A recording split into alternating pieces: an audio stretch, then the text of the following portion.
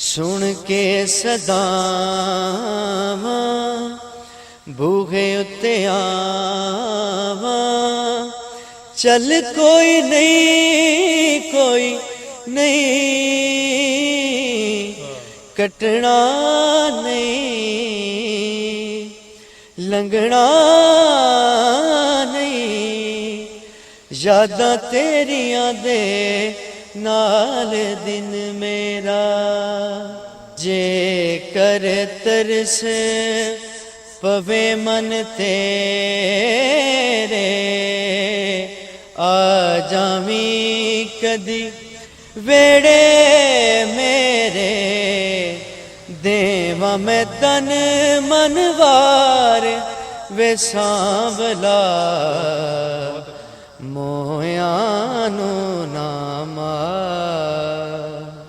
अस्सलाम वालेकुम, मैं हूं मुजाहिद हुसैन और आप देख रहे हैं बुराक न्यूज़। आज हम बाहरवाल चिक्सिन की एक दूसरी ब्रांच पर मौजूद हैं, जहां पर कुछ दोस्त बैठे हुए थे, कुछ पिज़्ज़ा वगैरह खाने के लिए हम इधर तशरीफ़ लाए तो एक भाई से यहां से मुलाकात हुई और इनसे बातों बातों में ही पता चला कि बहुत खूबसूरत आवाज़ है इनकी और क्लासिकल कलाम, ग़ुलाम फ़रीद का कलाम बहुत खूबसूरत अंदाज में ये पेश करते हैं। तो मैंने सोचा कि क्यों ना नाजरीन को भी इनकी आवाज़ सुनाई जाए और नाजरीन को भी इनकी आवाज़ से मुस्तफ़ीद किया जाए। इनकी आवाज़ सुन के फ़ैसला आपने करना है कि इनको हमने कितना प्रमोट करना है या ये डिज़र्व करते हैं कि ये किसी बड़े प्लेटफॉर्म पर जाकर अपना टैलेंट पेश करें। बिला ताख़ीर चलते हैं अरसलान शबीर साहब की तरफ और उनसे हम गुफ्तगू करेंगे और कलाम भी सुनेंगे। अस्सलाम वालेकुम।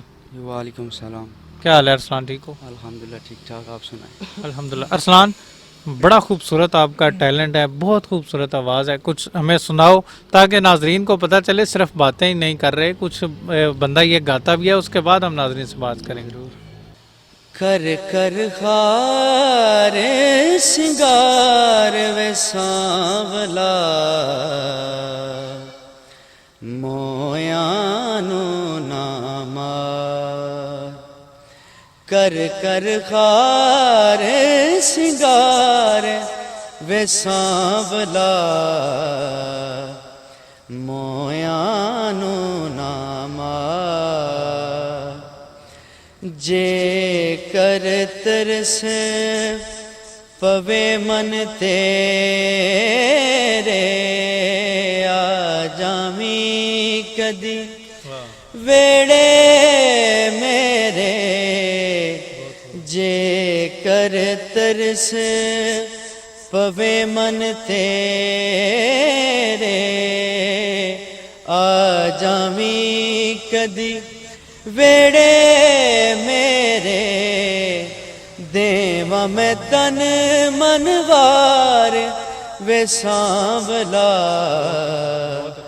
मोयानो नामा।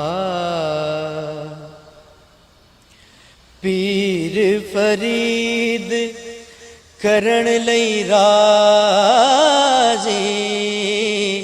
कई वारी असां इश्क दी बाजी। पीर फरीद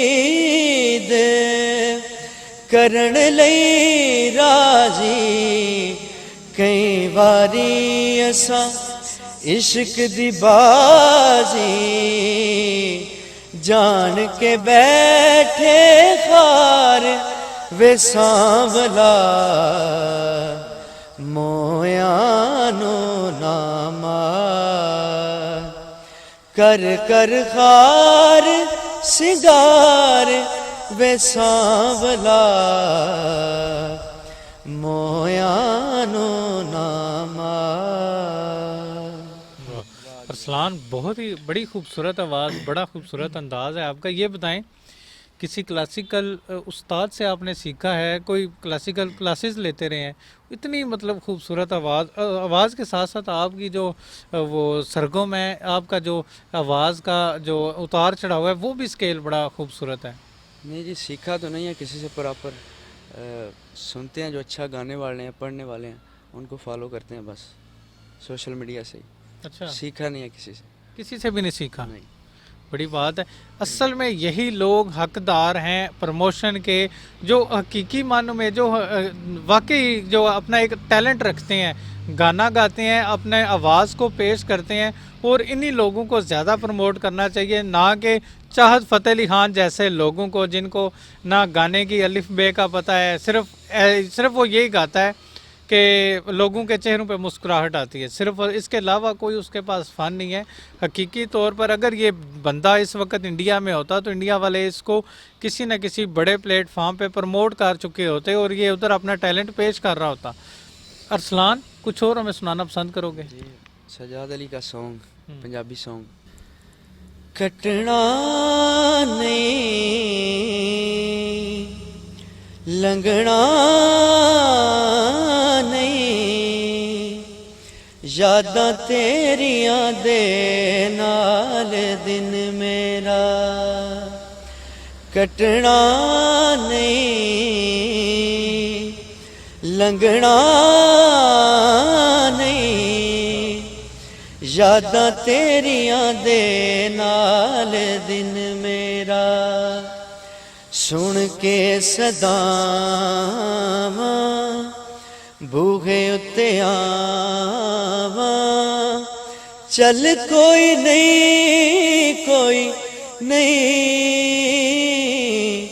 कटना नहीं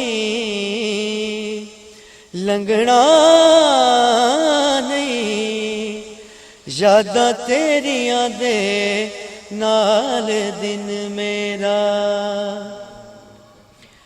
किन्नी देर लानी है तू किन्नी देर लावेगा, किन्नी देर लानी है तू किन्नी देर लावेगा, सा मुक जाने जदूं उस वेले आवेगा, मुकियां दुआवां उड़ गईयां छावां, चल कोई नहीं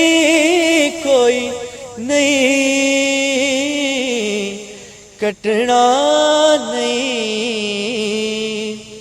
लंघना नहीं, यादां तेरियां दे नाल दिन मेरा ला ला ला ला ला ला ला। किसकी वीडियो को इतना शेयर करें कि किसी कदरदान तक इसकी आवाज़ पहुंचे, जो इसकी आवाज़ की कदर को जानता हो। ये इधर कोई मेहनत मजदूरी करता है अपनी रोज़ी रोटी कमाने के लिए, अगर किसी कदरदान तक इसकी आवाज़ पहुंची होती तो आज ये बहुत बड़े प्लेटफार्म पर एक स्टार बन चुका होता।